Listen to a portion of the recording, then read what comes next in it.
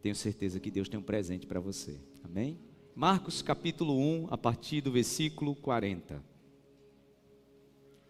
Evangelho de Marcos capítulo 1, versículo 40. Diz assim: um leproso aproximou-se dele e suplicou-lhe de joelhos: se quiseres, pode purificar-me.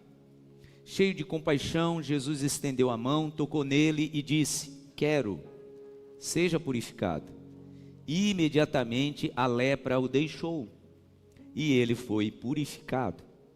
Em seguida, Jesus o despediu com uma severa advertência. Jesus o despediu com uma severa advertência: olhe, não conte isso a ninguém, mas a mostrar-se ao sacerdote, ofereça pela sua purificação os sacrifícios que Moisés ordenou, para que sirva de testemunho. Ele, porém, saiu e começou a tornar público o fato, espalhando a notícia. Por isso, Jesus não podia mais entrar publicamente em nenhuma cidade, mas ficava fora, em lugares solitários. Todavia, assim mesmo vinha a ele gente de todas as partes. Amém. Podem sentar, por favor. A mensagem que eu quero rapidamente partilhar com os irmãos, antes de nos assentarmos à mesa para cear, é essa: não conte para ninguém. Essa advertência Jesus não deu apenas uma vez, tá, gente? Jesus deu essa advertência várias vezes. Ele terminava um milagre e a palavra diz aqui em Marcos capítulo 1 que ele severamente alertou o leproso: não conte para ninguém. E eu quero te perguntar, por que você acha que Jesus fazia esse tipo de advertência? Já que milagre, gente, é bom, contar testemunho é bom. Por que você acha que Jesus disse severamente para aquele homem? Não, como eu disse, não foi a única vez.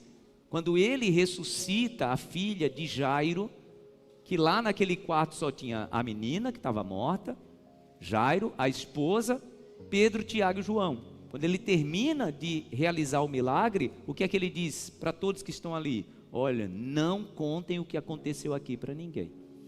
Por que você acha que Jesus fazia isso? Eu já vi vários pastores darem várias explicações, né? Uma delas era que Jesus não queria chamar muito a atenção para si, porque ele queria que as pessoas focassem na mensagem e não nos milagres. É razoável esse tipo de explicação, mas eu vejo algo central. Que a explicação do porquê que ele não queria que fosse divulgado o milagre, não se espalhasse o milagre, a explicação está no final do texto que a gente leu. E o motivo central é esse, né? Por que Jesus dizia: não espalhem, não contem para outras pessoas? Porque ele entendia que precisava de um tempo hábil para fazer tudo o que tinha que fazer, antes de ir para a cruz. E ele sabia que se a fama do ministério profético dele se espalhasse muito, ele não teria condições de ir a todos os lugares. Lembra que eu expliquei? Que o final da leitura explica o que eu estou dizendo? Olha o que a palavra diz, versículo de número 45, Jesus disse para ele: não conte, mas ele fez o contrário, né? Ele, porém, saiu e começou a tornar público o fato, espalhando a notícia. Agora, olha o resultado disso. Por isso, Jesus não podia mais entrar publicamente em nenhuma cidade, mas ficava fora, em lugares solitários. Todavia, assim mesmo vinha a ele gente de todas as partes. Você acha que Jesus veio a esse mundo e nos 3 anos que ele passou aqui, ele queria ficar solitário, ele não queria estar perto das pessoas? Você acha? Não, ele precisava fazer o que ele precisava fazer com o máximo de gente testemunhando. Mas ele entendia que ele precisava ter trânsito livre, né? Para entrar e sair das cidades, para entrar e sair dos povoados. E quando a sua fama começou a crescer, a palavra diz que isso foi vetado. Ou seja, Jesus, irmãos, tinha a ideia, claro, obviamente, ele é Deus, mas ele tinha a ideia concreta, real, do tempo que ele dispunha. Ele tinha a ideia real. Ele sabia que nada podia fugir ao tempo que Deus tinha determinado para cada coisa. E durante essa semana, obviamente você já sabe que a palavra de domingo é uma série falando sobre propósito, e essa semana o tempo central da leitura que estamos fazendo é tratando sobre tempo, o tempo das coisas, o tempo com Deus que nos faz vencer a tentação, o tempo do propósito para o amadurecimento. Precisamos entender que há um tempo próprio para cada coisa na nossa vida. O texto, que o pastor Rick Warren usa no início desse capítulo é o texto áureo da Bíblia que fala sobre o tempo, que é o quê? Eclesiastes capítulo 3. Há um tempo determinado para cada situação debaixo do céu. Há um tempo determinado para cada propósito.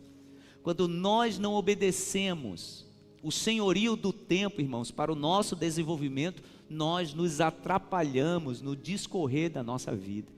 Por exemplo, eu já preguei sobre isso há algumas semanas. Quando a gente não consegue alinhar o nosso tempo com o tempo de Deus, sabe o que nos sobra? Ansiedade. Por que as pessoas andam tão ansiosas? Porque nós queremos tudo no nosso tempo, não no tempo de Deus. Nós queremos tudo nos nossos vencimentos, a fatura no nosso vencimento. Só que o tempo, de fato, que nos traz paz é o tempo de Deus, e a gente não gosta de esperar, e por isso atropelamos processos. Por isso atropelamos o plano de Deus para a nossa vida. Por quê? Porque a gente não quer estar dentro desse propósito de tempo que Ele estabeleceu. Jesus tinha ciência disso, e Ele sabia que todo o movimento que Ele fazia tinha que ser de forma cronológica, apurado. Ele não podia errar em nada no tempo. E Ele sabia que seu ministério, o desenvolvimento do legado que Ele estava deixando para os seus discípulos iria ser atrapalhado se o tempo não fosse obedecido, seguido à risca. Ele sabia disso, e eu e você precisamos também saber. Que ou a gente entra em conformidade com o tempo de Deus, ou vai nos restar uma pilha de enfermidade emocional. Pare para pensar. Se hoje as pessoas não andam tão enfermas emocionalmente, porque elas têm uma pressa peculiar com o seu tempo. Não dá para esperar o propósito de Deus, porque eu tenho o meu tempo. Então o Senhor preparou para mim algo no tempo devido, mas eu quero as coisas no meu tempo. Vou tropeçar, vou criar um buraco na minha alma, a ansiedade vai tomar conta do meu coração. E Jesus não queria isso. Ele sabia que o seu tempo era curto, ele iria para a cruz, ele tinha que chegar na cruz, mas ele precisava obedecer a cronologia do tempo. E ele fez isso, inclusive de forma muito apurada. Se a gente olhar para o ministério de Jesus, Jesus foi obedecendo ali, a cronologia do tempo, assim de forma muito precisa, porque ele sabia que não podia errar. Eu quero observar com os irmãos a cronologia da última semana antes da cruz. Foi exatamente no domingo como esse. Jesus, irmão, já estava se desviando de Jerusalém faz tempo. Quando a gente olha a história em todos os 4 evangelhos, tá? A gente percebe Jesus evitando Jerusalém. Por que Jesus estava evitando Jerusalém? Em outros momentos ele queria passar por Jerusalém, mas não foi. Por quê? Porque ele sabia que já estavam tramando a sua morte. Jesus sabia que já estavam planejando prendê-lo e matá-lo. Então ele sabia que a autoridade religiosa estava em Jerusalém, então não passo lá. Só que nessa semana específica, gente, Jesus volta e vai em Jerusalém várias vezes. Por quê? Porque tinha chegado o tempo. A palavra diz que Jesus estava em Betânia, possivelmente, na casa dos seus amigos, Marta, Maria e Lázaro. Até porque a ressurreição de Lázaro tinha acontecido dias antes. Se você for olhar a narração, a palavra diz que depois que Jesus ressuscita Lázaro, começam a tramar a morte também de Lázaro, tá, gente? Eles queriam assassinar Lázaro para que o testemunho da sua ressurreição não fosse mais longe. E Jesus e Lázaro tiveram que se esconder. Mas nessa semana, Jesus simplesmente diz: eu quero ir para Jerusalém. A palavra diz que ele chama 2 discípulos e diz assim: entrem naquele povoado, vocês vão encontrar um jumentinho amarrado, vocês vão desamarrar o jumentinho. Na hora que vocês estiverem fazendo isso, alguém vai chegar e dizer: o que é que vocês estão fazendo aí? Vocês não são dono desse animal. E vocês vão dizer para essa pessoa: o mestre pediu emprestado. E foi exatamente o que aconteceu. Eles entraram no povoado, tinha o jumentinho amarrado. Os discípulos foram lá e quando estavam desamarrando, alguém chegou: não é de vocês o animal. E eles dizem: olha, o mestre pediu para usar esse animal. E a pessoa simplesmente concede. Naquele momento então que preparam aquele jumento, Jesus sobe e ruma para Jerusalém. Bem interessante a cronologia dos fatos, porque diferente de outros momentos, lembra quando Jesus vai curar o paralítico no tanque de Betesda? A palavra diz que era um tempo de festa, todo mundo estava celebrando e entrando pela porta principal, mas Jesus entrou pela porta das ovelhas. Por quê? Porque ainda não era o tempo. Nesse dia não. Jesus, montado no jumentinho, entrou pela porta principal. E as pessoas cortaram ramos das árvores. E as pessoas tiraram suas túnicas. E a palavra diz que elas jogaram as túnicas no chão e pegaram os ramos das árvores, jogaram no chão e começaram a gritar: Hosana, Hosana nas alturas. Bem-vindo o rei que vem em nome do Senhor. Foi um alvoroço. E para onde Jesus foi? Naquele dia, montado no jumentinho, a palavra diz que ele foi direto para o templo, o lugar onde estavam as pessoas que queriam matá-lo. Por quê? Porque o tempo agora tinha chegado. Em outros momentos do seu ministério ele evitou, agora não. A palavra diz que ele entra em Jerusalém de forma triunfal, vai direto para o templo, só aparece lá, depois sai silenciosamente e volta para Betânia. Esse foi o domingo. Na segunda-feira de manhã a palavra diz que ele sai de Betânia e vai de volta para Jerusalém. É aquele momento que a palavra diz que ele passa naquela figueira e ele quer comer um fruto da figueira e a figueira não tinha fruto, e ele então amaldiçoa a figueira, lança uma maldição sobre ela. O interessante é que a palavra diz que não era tempo de figo, né? Ou seja, aquele ato de Jesus era um ato profético e de discipulado. A palavra diz que ele amaldiçoa a figueira e ele entra no templo. Por quê? Porque agora ele queria chamar a atenção. Então ele tira o chicote, ele derruba a mesa, ele expulsa os mercadores, ele esbraveja. Ele diz para aqueles que deveriam estar cuidando da casa do pai dele: vocês fizeram a casa do meu pai um covil de ladrões. E ele expulsa todo mundo. Ele queria chamar a atenção porque agora já tinha chegado o tempo. E a palavra diz que ele faz tudo isso, expulsa os mercadores e simplesmente sai tranquilo e volta para Betânia. Na terça-feira, Jesus volta para Jerusalém. É naquele momento, diz os capítulos posteriores, né, que os discípulos passam pela figueira e viu que a figueira que Jesus falara no dia anterior agora tinha secado. E eles ficam admirados. Jesus então aproveita o ato para ensinar para eles: olha, o nome disso é fé. Se você disser para a montanha, sai de lá e vai para lá, se você tiver fé, isso vai acontecer. Ou seja, foi um ato de ensinamento.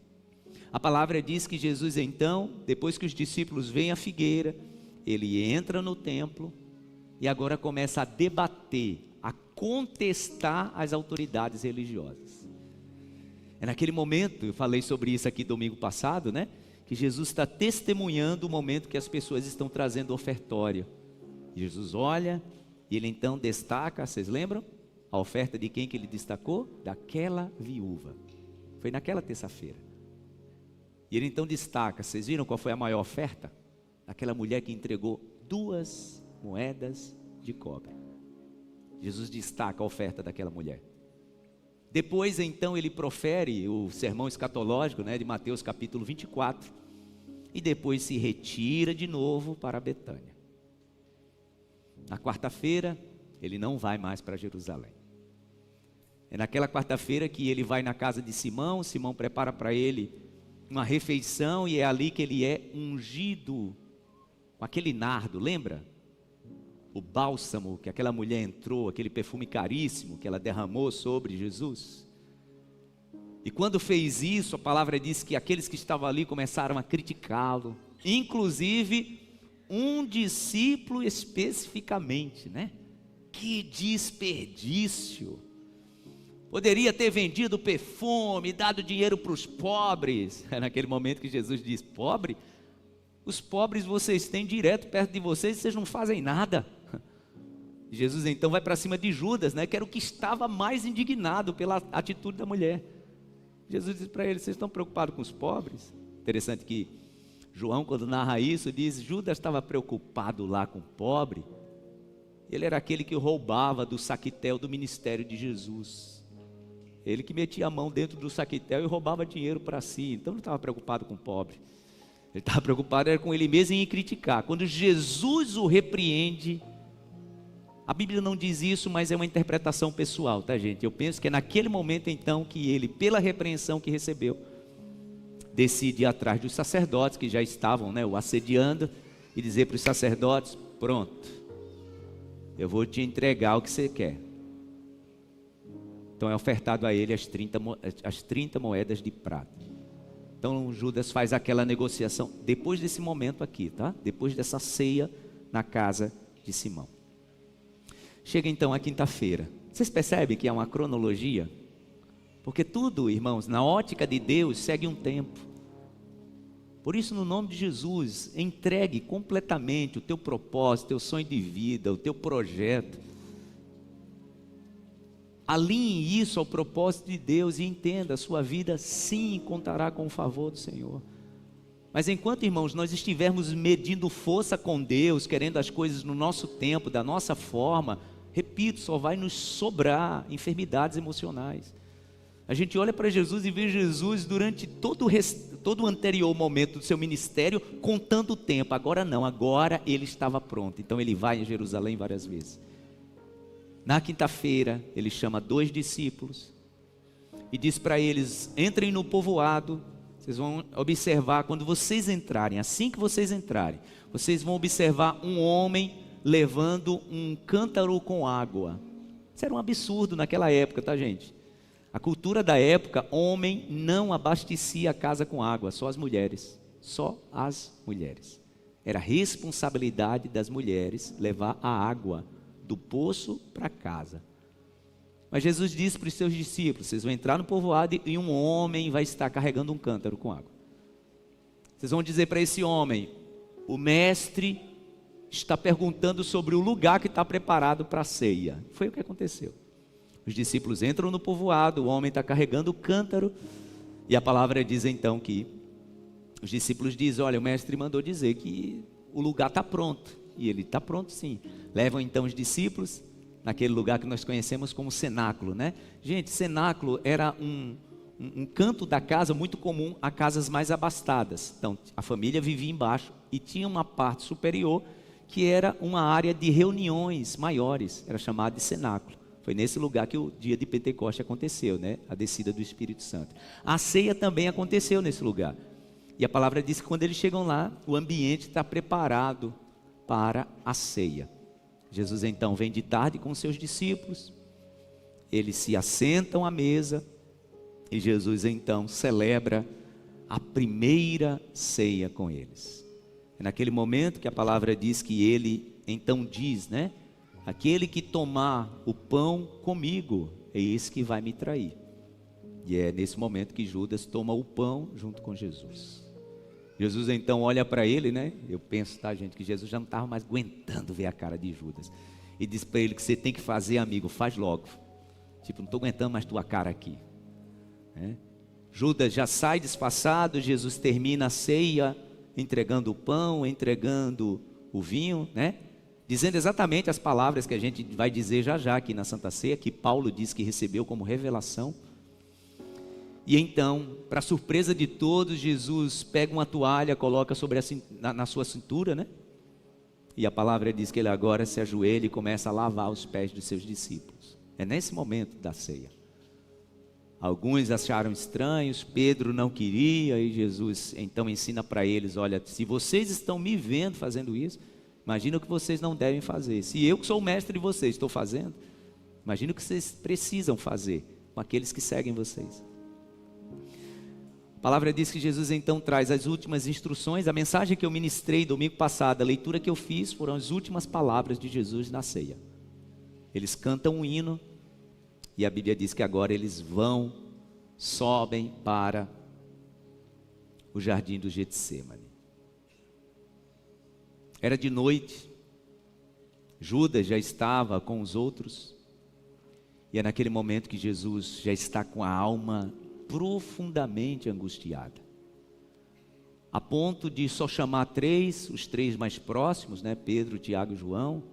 Os outros 8, já que Judas já tinha ido, estavam um pouquinho mais à distância. E Jesus diz a esses 3: vigiem comigo, pois a minha alma está profundamente angustiada. A palavra diz que Jesus se afasta a uma certa distância dos 3, e então que ele faz aquela oração muito sincera ao Pai, dizendo: se for possível, passa de mim esse cálice. Contudo, não seja feita a minha vontade, mas seja feita a tua vontade. Quando Jesus volta, tentando enxugar, né, o que estava saindo dos seus poros, porque a angústia era tanta que os seus vasos sanguíneos começaram a explodir. E Jesus então começa a suar, que a palavra diz, gotas de sangue, né? Imagina a pressão interna. E quando ele volta, os discípulos que tinham dito para ele algumas horas antes, que iria com ele até para a morte, estavam dormindo. Jesus disse para eles: vocês não conseguem vigiar comigo nem um pouquinho? A minha alma está profundamente angustiada. Tipo assim, né? Vou dar a vocês mais uma chance, vou voltar para orar, me ajudem aí, por favor. E vai orar mais uma vez. E quando volta, os discípulos estão dormindo. Tão difícil, né, gente? Quando a gente está naquele tempo de aflição, que quem a gente espera contar, a gente não conta. Jesus passou por isso para nos ensinar. Então, nesse momento, ele diz para os seus discípulos: agora vocês podem dormir, agora durmam à vontade, porque o traidor já está chegando. Naquele momento, Judas chega, já tinha combinado o código que ele usaria para entregar Jesus.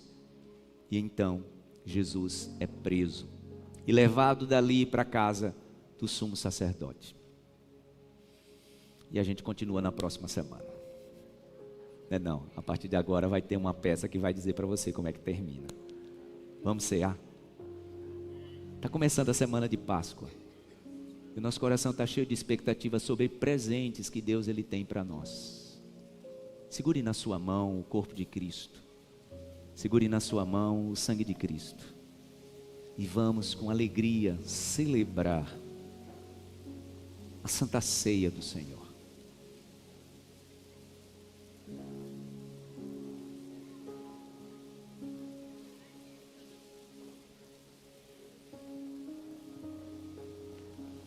Porque eu recebi do Senhor o que também vos ensinei.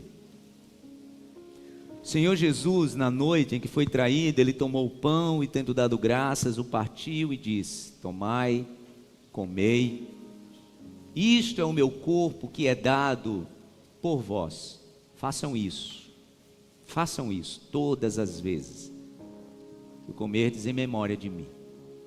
Semelhantemente, após a ceia, ele tomou o cálice e disse: este cálice é a nova aliança no meu sangue.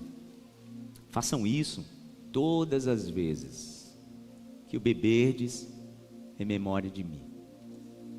Porque todas as vezes que comerdes deste pão e beberdes deste cálice, vocês anunciam a morte do Senhor até que ele venha. Eu quero consagrar a Ti, meu Senhor, neste momento, o pão e o vinho, elementos que simbolizam o Teu corpo e o Teu sangue, sangue de uma nova e eterna aliança, sangue que nos purifica de todo pecado, sangue que purifica a nossa alma, nossa mente, o nosso espírito. Obrigado, meu Deus, pela graça que nos alcançou. E nesta manhã nós celebramos a Santa Ceia do Senhor, que é para nós cristãos a nossa Páscoa. Rememorar o sacrifício do Cordeiro de Deus que que tira o pecado do mundo. Consagro a Ti estes elementos em nome do Pai, do Filho e do Espírito Santo do Senhor. Amém. Segure na sua mão o corpo de Cristo.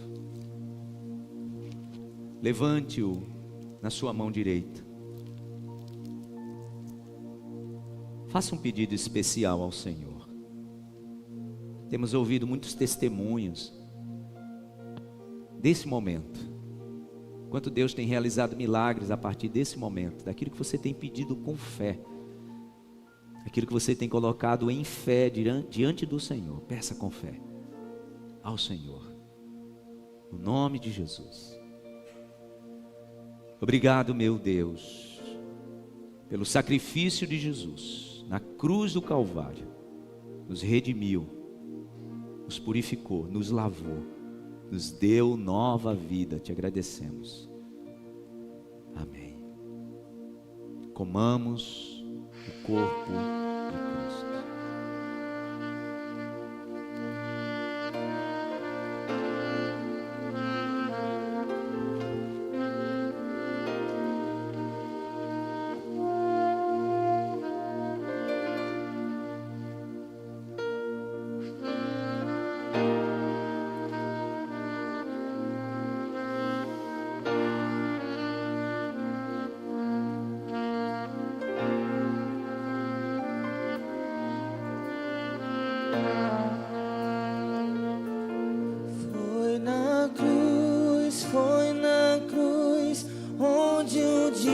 Você que comeu do pão, agora você pode tomar do cálice do Senhor. Em nome de Jesus. Foi ali pela fé que os meus olhos abri e agora me alegro em sua luz. Obrigado, meu Deus. Foi na cruz, obrigado, meu onde Deus. um dia eu vi meus pecados castigados em Jesus. Foi ali pela fé que os meus olhos abri e agora me alegro em sua luz. Cante mais uma vez. Foi na cruz, onde um dia eu vi meus pecados castigados em Jesus. Foi ali pela fé que os meus olhos abri e agora me alegro em sua luz.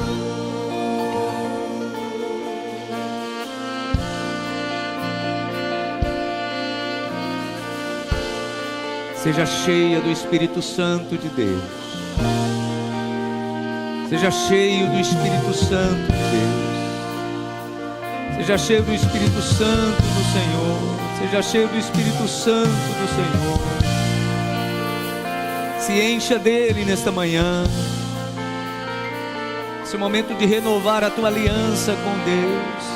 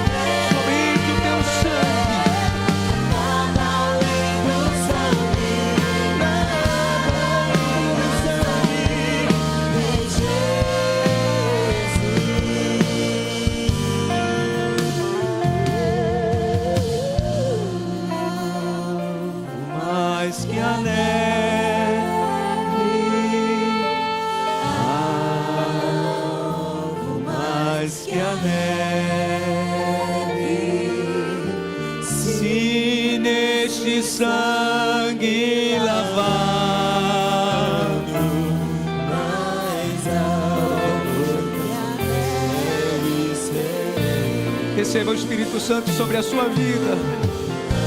Receba a unção do Senhor sobre a sua vida. Receba o perdão de Deus sobre a sua vida. Receba renovo de Deus sobre a sua vida. Vem sobre nós, Espírito Santo. Sim, somos purificados no sangue de Jesus. Oh, bendito é o teu nome.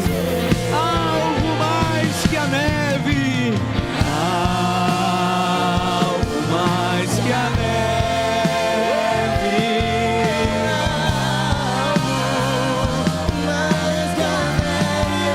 Somente o teu sangue, Jesus.